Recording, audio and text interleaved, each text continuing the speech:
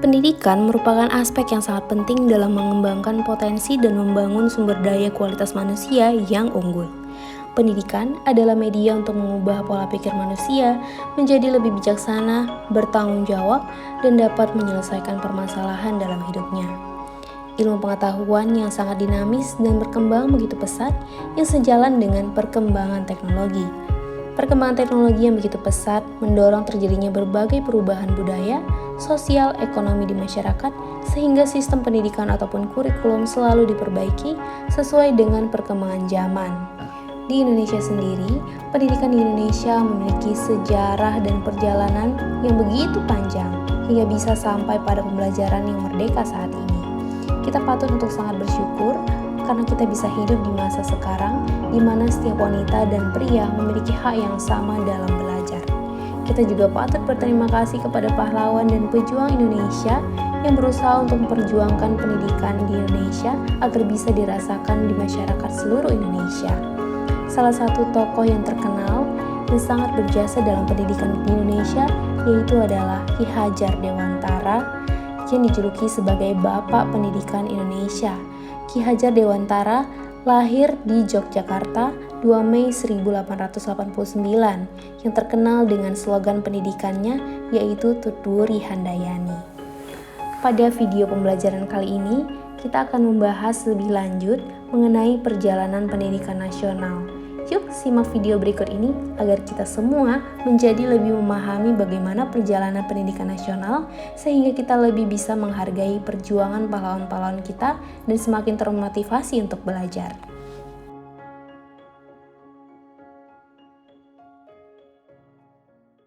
Pendidikan di Indonesia pada masa Hindu-Buddha. Pendidikan terstruktur pertama kali hadir pada masa pengaruh kerajaan bercorak Hindu dan Buddha di Nusantara. Selain di Sumatera, pendidikan yang berbasis agama Buddha juga terdapat di Jawa pada abad ke-7. Sistem pendidikan tinggi telah digambarkan pada keadaan sekitar abad ke-4 sampai dengan abad ke-8. Pendidikan di zaman kerajaan-kerajaan Hindu-Buddha diarahkan pada kesempurnaan pribadi, terutama lapisan atas dalam hal agama, kekebalan dan kekuatan fisik, keterampilan, dan keahlian memainkan senjata dan menunggang kuda. Ciri-ciri pendidikan pada periode kerajaan Hindu-Buddha. Terdapat beberapa ciri-ciri pendidikan pada periode kerajaan-kerajaan Hindu-Buddha di Indonesia, antara lain, yang pertama bersifat informal, karena proses belajar mengajar tidak melalui institusi yang formal. Yang kedua, berpusat pada religi, yaitu ajaran agama Hindu dan Buddha. Yang ketiga, aristokratis, di mana pendidikan hanya diikuti oleh segolongan masyarakat saja, yaitu para raja dan bangsawan. Kaum bangsawan biasanya mengundang guru untuk mengajar anak-anaknya di istana. Di samping itu, ada juga yang mengutus anak-anaknya yang pergi belajar ke guru-guru tertentu. Yang keempat, pengelola pendidikan adalah kaum Brahmana untuk agama Hindu dan para biksu untuk agama Buddha.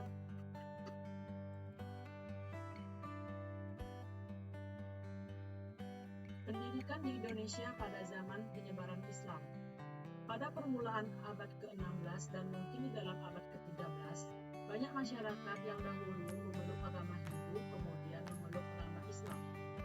Mungkin sekali agama Islam mereka telah disesuaikan dengan keadaan dan adat istiadat dan mungkin dengan kebudayaan bangsa Hindu. Proses penyebaran Islam dilakukan dengan berbagai jalan, mulai dari perdagangan, pernikahan, pengobatan, budaya, maupun pendidikan. Lembaga pendidikan Islam telah memainkan fungsi dan perannya sesuai dengan tuntutan masyarakat pada zamannya.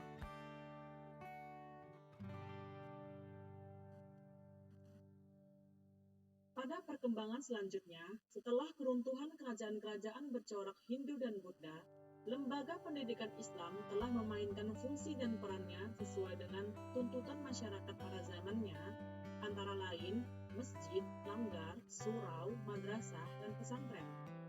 Pendidikan pesantren merupakan satu di antara sistem pendidikan asli Indonesia.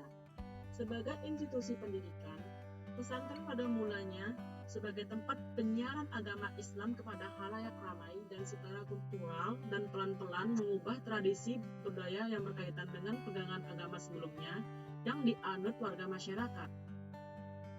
Di perkembangannya, institusi tersebut meluaskan garapan tidak sekedar mengajarkan pelajaran agama, tetapi juga ikut andil dalam memberikan ajaran-ajaran pola nilai hubungan sosial politik, ekonomi, dan budaya masyarakat. Selain itu, di berbagai daerah juga terdapat sistem pendidikan lokal yang berorientasi pada pendidikan bidang keagamaan dan pengetahuan umum. Masa kolonialisme. Sejarah pendidikan masa kolonial dimulai sejak masa penjajahan Portugis pada permulaan abad ke-16 dan masa penjajahan Belanda pada abad ke-19. Pendidikan pada masa penjajahan Portugis pada permulaan abad ke-16. Bangsa Portugis adalah bangsa Eropa yang pertama datang ke Indonesia. Kemudian tidak begitu lama disusul oleh bangsa Spanyol. Tujuan utama mendatangi Indonesia adalah mencari rempah-rempah yang banyak dihasilkan oleh Maluku. Perdagangan mereka makin maju dan semakin banyak bangsa Portugis dan Spanyol yang datang ke Maluku. Di samping berdagang, mereka bertujuan menyebarkan agama Katolik. Untuk tugas-tugas ini didatangkan para misionaris.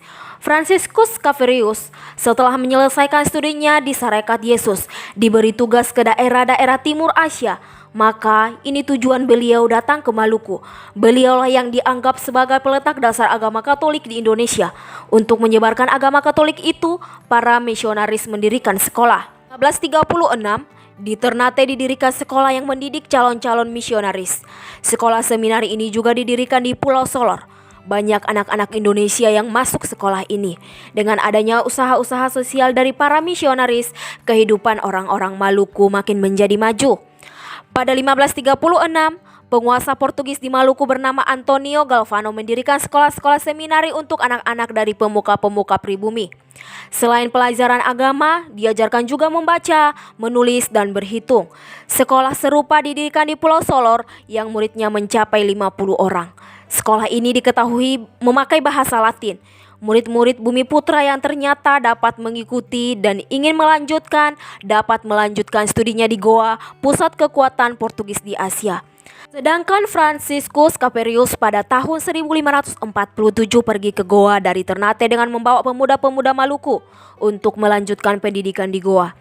Penyebaran agama Katolik di Kepulauan Maluku, demikian pula penyelenggara pendidikan, tidak banyak mengalami kemajuan yang berarti.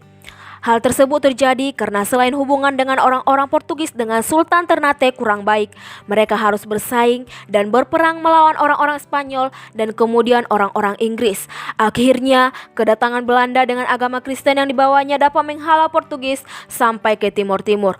Kemudian, mengambil alih gereja Katolik beserta harta benda, termasuk gereja Katolik beserta lembaga pendidikannya, walaupun sebagian penduduk masih juga ada yang setia kepada agama Katolik. Pendidikan di era Belanda. Setelah itu, ketika Belanda mulai masuk ke Indonesia, kegiatan mengajar yang dilakukan Portugis mulai berhenti karena digantikan dengan sekolah yang didirikan Belanda. Memasuki tahun 1627, Belanda memperluas pendidikan di Pulau Jawa dengan mendirikan sekolah di Jakarta. Kemudian memasuki abad ke-19, Belanda sudah mendirikan sebanyak 20 sekolah untuk Indonesia. Awal mula tahun 1899, era Ratu Juliana di Kerajaan Belanda, Gubernur Jenderal Hindia Belanda Van de Venter menerapkan politik etis di Indonesia. Salah satu kebijakan yang ada dalam politik etis adalah edukasi dan pendidikan. Untuk memenuhi kebijakan tersebut, Belanda kemudian mendirikan beberapa sekolah untuk kalangan pribumi, baik kelas bawah, menengah, maupun tingkat tinggi. Perkembangan pendidikan Indonesia mulai lebih progresif setelah memasuki tahun 1900. Secara umum, sistem pendidikan di Indonesia pada masa Belanda diterapkan dengan cara: pertama, pendidikan dasar meliputi jenis sekolah dengan pengantar bahasa Belanda, bahasa daerah, dan sekolah peralihan. Pendidikan lanjutan yang meliputi pendidikan umum dan kejuruan. Pendidikan tinggi. Akan tetapi, meskipun kalangan pribumi diperbolehkan untuk bersekolah, perbedaan perilaku terhadap rakyat bumi putra masih ketara. Hal ini dapat dilihat dengan dibedakannya kesempatan untuk memasuki sekolah bagi golongan atas dengan golongan bawah. Untuk memasuki sekolah tertentu, rakyat dari golongan bawah masih dipersulit dengan berbagai aturan-aturan yang memberatkan. Hal ini memang sengaja dilakukan agar rakyat pribumi hanya menduduki sekolah pada tingkat rendah saja. CS pertama kali berdiri tahun 1908, didirikan oleh kolonial untuk anak keturunan Tionghoa yang ada di Hindia Belanda. Masa studi di sekolah HCS adalah selama 7 tahun dengan bahasa Belanda sebagai bahasa pengantar. Mulo memiliki kesetaraan dengan sekolah menengah pertama atau SMP. Dalam Mulo, bahasa Belanda masih digunakan sebagai bahasa pengantar. Jenjang studi yang harus ditempuh di Mulo terbagi menjadi 2 bagian. 3 tahun untuk lulusan ELS dan 4 tahun selain lulusan ELS karena membutuhkan masa persiapan selama 1 tahun. HBS adalah sekolah lanjutan tingkat pertama untuk orang Belanda, Eropa, Tionghoa, dan rakyat Indonesia yang terpandang masa studi di HBS adalah 5 tahun. Sekel School adalah sekolah dasar yang berada di daerah dengan masa studi 5 tahun. Para murid yang lulus dari sekolah ini disamakan dengan lulusan HIS. Biasanya Sekel School merupakan lanjutan dari sekolah dasar, sekolah rakyat yang ada di desa dengan masa studi 2 hingga 3 tahun. Stovia adalah sekolah pendidikan dokter pada masa Hindia Belanda. Sekolah ini hanya diperuntukkan untuk menghasilkan seorang dokter dari kalangan pribumi. Masa studi di Stovia adalah 7 tahun. Saat ini Stovia dikenal dengan Fakultas Kedokteran Universitas Indonesia. Masa pemerintahan Orde Lama berlangsung sejak proklamasi kemerdekaan pada 17 Agustus 1945. Sebelum beralih ke masa Orde Baru pada tahun 1967, sejarah pendidikan Indonesia pada masa Orde Lama dapat dilihat sesuai dengan pembagian kurun waktu yang ditandai dengan peristiwa penting dan tonggak sejarah sebagai pengingat. Di antaranya, periode 1945 sampai 1950 dan periode 1950 sampai 1966. Adapun secara berurutan akan diterangkan tentang sistem pendidikan pada periode tersebut. A. Sistem pendidikan Orde Lama periode 1945 sampai 1950. Sistem persekolahan sesudah Indonesia merdeka yang berdasarkan satu jenis sekolah untuk 3 tingkat pendidikan seperti pada zaman Jepang tetap diteruskan, sedangkan rencana pembelajaran pada umumnya sama dan bahasa Indonesia ditetapkan sebagai bahasa pengantar untuk sekolah. Adapun sistem pendidikan yang berlaku sejak tahun 1945 sampai 1950 adalah sebagai berikut. Yang pertama, pendidikan rendah, kedua, pendidikan guru, ketiga, pendidikan umum, keempat, pendidikan kejuruan, kelima, pendidikan teknik, keenam, pendidikan tinggi, ketujuh, pendidikan tinggi Republik, dan kedelapan, pendidikan tingkat tinggi pendudukan Belanda. Selanjutnya kita akan membahas sistem pendidikan Orde Lama bagian A untuk yang pertama, pendidikan rendah. Pendidikan tahap paling rendah di Indonesia pada awal kemerdekaan adalah sekolah rakyat atau SR, yang lama pendidikannya awalnya 3 tahun lalu berubah menjadi 6 tahun. Dalam periode antara tahun 1945 sampai 1950 dikenal 3 jenis pendidikan guru, di antaranya 1. Sekolah Guru B atau SGB yang lama pendidikannya 4 tahun dengan tujuan pendidikan guru untuk mengajar di SR. 2. Sekolah Guru C atau SGC yang diselenggarakan berhubung kebutuhan pengajar dan guru SR yang semakin mendesak sehingga perlu dibuka segera mungkin sekolah yang menghasilkan tenaga pengajar untuk SR. Ketiga, Sekolah Guru A atau SGA. Karena adanya anggapan bahwa pendidikan guru 4 tahun belum menjamin pengetahuan cukup untuk taraf pendidikan guru, maka dibukalah SGA yang memberikan pendidikan 3 tahun sesudah SMP. 3. Pendidikan umum. Pendidikan umum terbagi 2 jenis, yaitu sekolah menengah pertama atau SMP dan sekolah menengah tinggi atau SMT. SMP pada periode ini menggunakan rencana pelajaran yang sama seperti masa pendudukan Jepang. SMT merupakan pendidikan 3 tahun setelah SMP dan setelah lulus bisa melanjutkan pendidikan dalam garis besarnya. 4. Pendidikan kejuruan. Pendidikan kejuruan fokus pada pengajaran pendidikan ekonomi dan pendidikan kewanitaan. Pendidikan ekonomi difasilitasi dengan pembukaan sekolah dagang yang bertujuan memenuhi kebutuhan tenaga, administrasi, dan pembukuan. Sedangkan pendidikan kewanitaan difasilitasi oleh pemerintah dengan pendirian Sekolah Kepandaian Putri SKP dan Sekolah Guru Kepandaian Putri SGKP yang lama studinya berlangsung selama 4 tahun setelah jenjang SMP atau SKP. 5. Pendidikan teknik. Penyelenggaraan sekolah teknik tidak teratur karena para pelajarnya sering dilibatkan dalam usaha pertahanan negara dan kadang dimanfaatkan juga sebagai pabrik senjata. 6. Pendidikan tinggi. Periode 1945 sampai 1950 membuka kesempatan warga negara untuk meneruskan studi pendidikan tinggi tanpa syarat tertentu. 7. Pendidikan tinggi Republik. Perkembangan pendidikan tinggi pasca proklamasi berjalan bersama perjuangan mempertahankan kelembaga perguruan tinggi Republik periode 1945 sampai 1950. 8. Pendidikan tingkat tinggi pendudukan Belanda. Atas prakarsa pihak Belanda didirikan Universitas Darurat atau NOOD Universiteit pada Januari 1946. Pada Maret 1947, Universitas Darurat berganti nama menjadi Universitas Indonesia atau Universiteit van Indonesia. Selanjutnya yang bagian B, perjalanan pendidikan Indonesia pada masa pemerintahan Orde Lama, periode 1950 sampai 1966, hanya melanjutkan dan mengimplementasikan kebijakan mengenai sistem pendidikan yang telah diatur sedemikian rupa. Semuanya sudah diatur mengenai pendidikan nasional sejak pasca proklamasi kemerdekaan tertera di dalam undang-undang. Sistem pendidikan pada masa Orde Lama telah banyak dipengaruhi kondisi politik bangsa Indonesia pada saat itu. Pasca Indonesia lepas dari penjajahan dan berhasil mempertahankan kemerdekaan dari ancaman penjajahan Belanda dengan perjanjian KMB. Sehingga Indonesia berdasarkan semangat kebangsaan terus belajar untuk membangun sebuah negara dan juga belajar untuk berdemokrasi. Saya akan memaparkan pendidikan di Indonesia pada Orde Baru. Orde Baru berlangsung dari tahun 1968 hingga 1998. Pada Orde Baru dapat dikatakan sebagai era pembangunan nasional khususnya pada bidang pendidikan dasar dengan ditandai lahirnya Impres atau Instruksi Presiden nomor 10 tahun 1973 tentang program dorongan pembangunan sekolah dasar. Akan tetapi pengaplikasian Impres ini hanya berlangsung dari segi kuantitas tanpa mempertimbangkan kualitas. Pada masa ini yang terpenting adalah menciptakan lulusan terdidik sebanyak-banyaknya tanpa memperhatikan kualitas pengajaran dan hasil didikan. Pelaksanaan pendidikan pada masa Orde Baru ternyata banyak menemukan kendala karena pendidikan Orde Baru mengusung ideologi keseragaman. Contohnya, Eptanas dan UMPTN yang menjadi seleksi penyeragaman intelektualitas peserta didik. Beberapa hal negatif lain yang tercipta pada masa ini diantaranya yang pertama, produk-produk pendidikan diarahkan untuk menjadi pekerja, sehingga berimplikasi pada hilangnya eksistensi manusia yang hidup dengan akal pikirannya atau tidak memanusiakan manusia. Yang kedua, lahirnya kaum terdidik yang tumpul akan kepekaan sosial dan banyaknya anak muda yang berpikiran positivistik. Kemudian yang terakhir, hilangnya kebebasan berpendapat.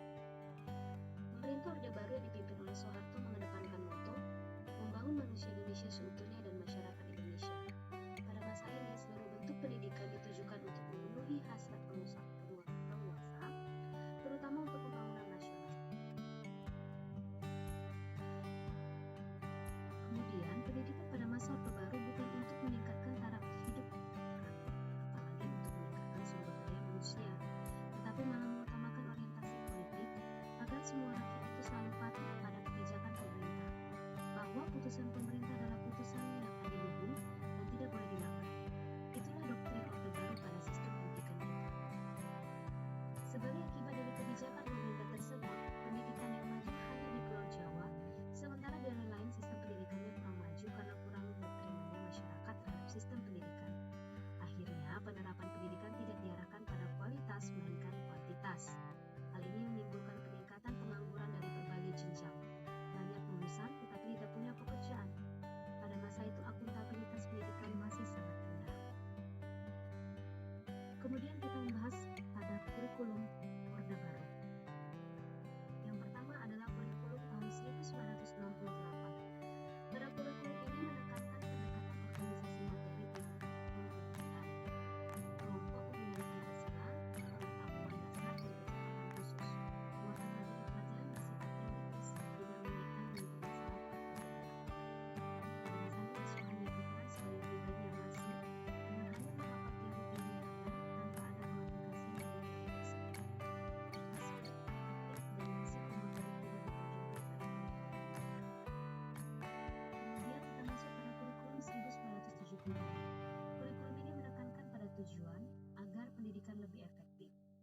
efisien berdasarkan MBO atau Management by Objective.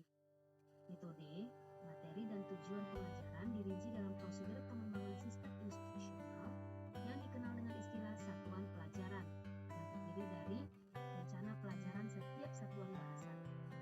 Setiap satuan pelajaran dirinci menjadi tujuan instruksional khusus, materi pelajaran, alat pelajaran, kegiatan belajar mengajar, dan evaluasi. Pada kurikulum ini, peran guru menjadi lebih penting karena setiap guru wajib untuk membuat rincian tujuan yang ingin dicapai selama proses belajar mengajar berlangsung. Setiap guru harus detail dalam perencanaan, pelaksanaan program belajar mengajar. Setiap tatap muka telah diatur dan dijadwalkan sedari awal. Dengan kurikulum ini, semua proses belajar mengajar menjadi sistematis dan bertahap. Kemudian kita masuk pada kurikulum 1984 yang mengusung proses skill approach. Proses menjadi lebih penting dalam pelaksanaan pendidikan.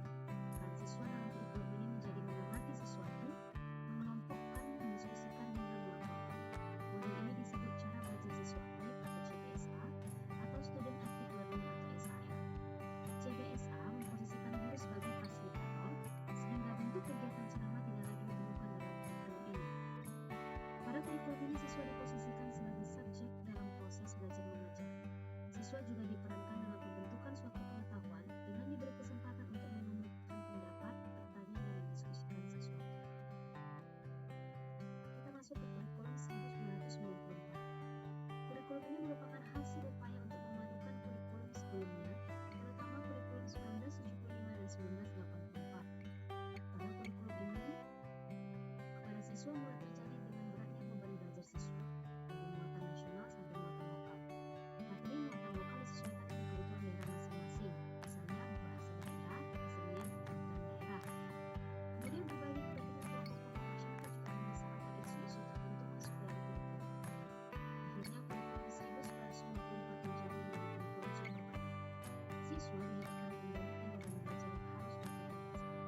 Dan mereka tidak memiliki pilihan untuk menerima atau tidak terhadap beban belajar yang harus mereka lalui.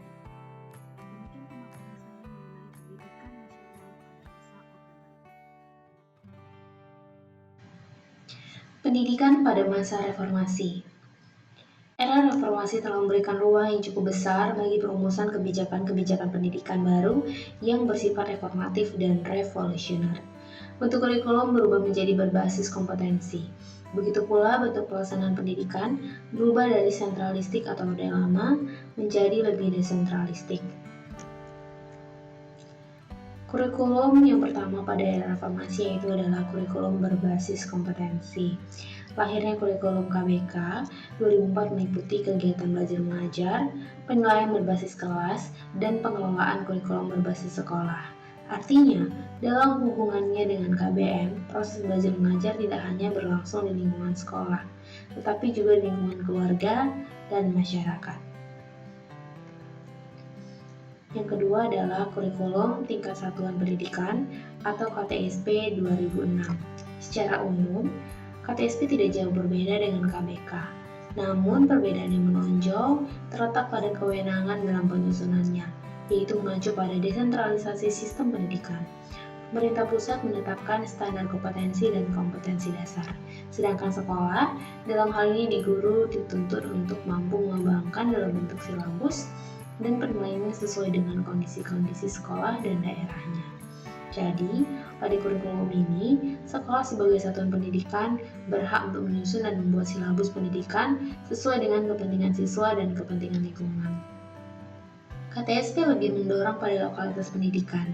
Karena KTSP berdasar pada pelaksanaan KBK, maka siswa juga diberikan kesempatan untuk memperoleh pengetahuan secara terbuka berdasarkan sistem atau silabus yang telah ditetapkan oleh masing-masing sekolah.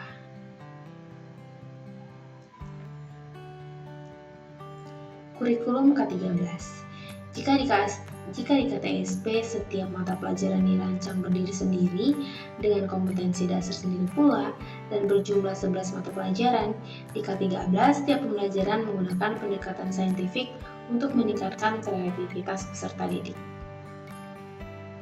Kurikulum K13 merupakan tindak lanjut dari kurikulum Satuan Pembelajaran atau KTSP yang sebelumnya. Kurikulum berbasis kompetensi yang pernah diuji cobakan pada tahun 2004. Dalam proses pembelajarannya, kurikulum 2013 mengarahkan pada pembelajaran yang berpusat pada siswa atau student-centered learning. Pembelajaran harus dirancang bahwa siswa sebagai subjek belajar, sedangkan guru hanya berperan sebagai fasilitator dan salah satu sumber belajar bagi siswa. Kurikulum 2013 bertujuan untuk mempersiapkan manusia Indonesia agar memiliki kemampuan hidup sebagai pribadi dan warga negara yang beriman, produktif, kreatif, inovatif, dan afektif, serta mampu berkontribusi pada kehidupan bermasyarakat, berbangsa, bernegara, dan peradaban dunia. Berikut adalah perbedaan-perbedaan dari sistem kurikulum KBK 2004, KTSP 2006, dan kurikulum 2013. Ini dapat dilihat bahwa KBK 2004, KTSP 2006, kurikulum 2013 adalah penyempurnaan pola pikir dari perumusan kurikulum.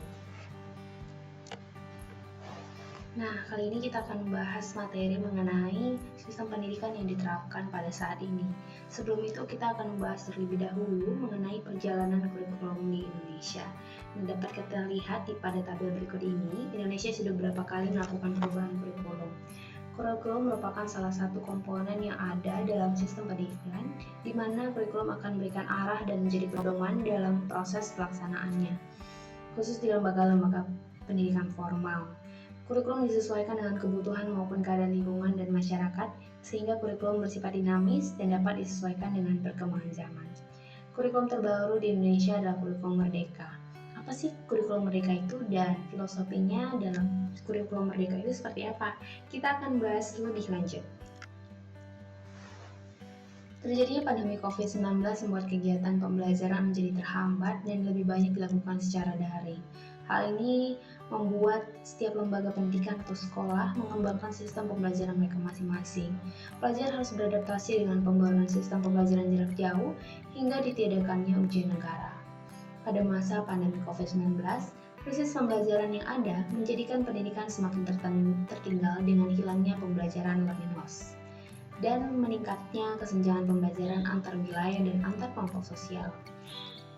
Karena ketidakmerataan tersebut, untuk memulihkan pembelajaran, pemerintah membentuk kurikulum darurat. Kurikulum darurat adalah salah satu pilihan yang dapat diambil oleh satuan pendidikan yang melaksanakan pembelajaran jarak jauh untuk jenjang PAUD, SD, SMP, SMA, SMK dengan menyederhanakan kompetensi dasar pada kurikulum 2013. Dengan demikian, siswa hanya akan fokus pada kompetensi esensial yang merupakan prasyarat untuk melanjutkan pembelajaran ke tingkat berikutnya. Hasilnya dari penerapan kurikulum darurat, dari 31,5% yang menerapkan kurikulum darurat, menunjukkan penggunaan kurikulum darurat dapat mengurangi dampak pandemi sebesar 73% literasi dan 86% numerasi. Efektivitas kurikulum dalam kondisi khusus semakin menguatkan pentingnya perubahan rancangan dan strategi implementasi kurikulum secara lebih komprehensif. Hal ini juga yang mendasari dikembangkannya juga kurikulum Merdeka. Dalam pemulihan pembelajaran, sekolah diberikan kebebasan menentukan kurikulum yang akan dipilih, yaitu pemerintah memberikan 3 pilihan, yaitu kurikulum 2013 secara penuh, kurikulum darurat, yaitu kurikulum 2013 yang disederhanakan, lalu kurikulum Merdeka. Kurikulum Merdeka dikembangkan sebagai kerangka kurikulum yang lebih fleksibel, di mana pembelajaran berfokus pada materi esensial dan pengembangan karakter dan kompetensi peserta didik. Karakteristik utama dari kurikulum ini, pembelajaran berbasis proyek untuk pengembangan soft skill dan karakter sesuai profil pelajar Pancasila. Yang kedua, fokus pada materi esensial sehingga ada waktu cukup untuk pembelajaran yang mendalam bagi kompetensi dasar seperti literasi dan numerasi. Yang ketiga, fleksibilitas bagi guru untuk melakukan pembelajaran yang terdiferensiasi sesuai dengan kemampuan peserta didik dan melakukan penyesuaian dengan konteks dan muatan lokal. Kurikulum Merdeka adalah konsep kemerdekaan belajar yang berisi pemahaman dari gagasan dan prinsip pendidikan berdasarkan pemikiran Ki Hajar Dewantara. Menurut Ki Hajar Dewantara, pembelajaran ideal adalah sebuah proses belajar mengajar yang memfasilitasi murid agar tumbuh sesuai dengan kodratnya. Bapak Pendidikan Indonesia yaitu Ki Hajar Dewantara berulang kali menekankan apa yang disebutnya kemerdekaan dalam belajar. Makna kemerdekaan belajar yang diusung Ki Hajar Dewantara yaitu bagaimana membentuk manusia harus dimulai dari mengembangkan bakat. Menurut Ki Priyo, guna memenuhi kebutuhan pengembangan bakat, anak didik harus merasa merdeka. Merdeka Belajar adalah filosofi yang mendasari proses sekaligus tujuan jangka panjang pendidikan Indonesia. Ki Hajar Dewantara menekankan berulang kali tentang kemerdekaan belajar. Kemerdekaan dikenakan terhadap cara-cara berpikir, yaitu jangan selalu dipelopori atau disuruh mengakui buah pikiran orang lain. Akan tetapi, biasakanlah anak-anak mencari sendiri segala pengetahuannya dengan pikiran mereka sendiri. Anak pada dasarnya mampu berpikir untuk menemukan suatu pengetahuan. Filosofi Merdeka Belajar memberikan kebebasan dalam proses mencapai tujuan, namun dengan tetap melaksanakan semua prosedur dan aturan yang ada. Jadi, Merdeka Belajar tidak bermakna segala sesuatu menyangkut belajar diberikan kebebasan dan kelonggaran, sehingga tidak bersungguh-sungguh dalam belajar, lalai mengerjakan tugas, berlaku telat dan tidak disiplin atau berpakaian tidak rapi. Merdeka Belajar memberikan kebebasan dalam proses mencapai tujuan namun dengan tetap melaksanakan semua aturan dan prosedur yang ada. Sehingga pada akhirnya dapat mencapai kemerdekaan sesuai dengan kekuatan sendiri menuju ke arah tertib damai serta selamat dan bahagia. Konsep Merdeka Belajar pada kurikulum Merdeka dibuat agar siswa bisa mendalami minat dan bakatnya masing-masing. Jika sebelumnya di kurikulum 2013, peserta didik harus mempelajari semua mata pelajaran tingkat TK hingga SMP dan akan dijuruskan menjadi IPA atau IPS di tingkat SMA, lain halnya di kurikulum Merdeka. Kurikulum Merdeka, peserta didik tidak akan lagi dipaksa mempelajari mata pelajaran yang bukan minatnya. Peserta didik bisa dengan merdeka memilih materi yang ingin dipelajari sesuai dengan minat mereka masing-masing.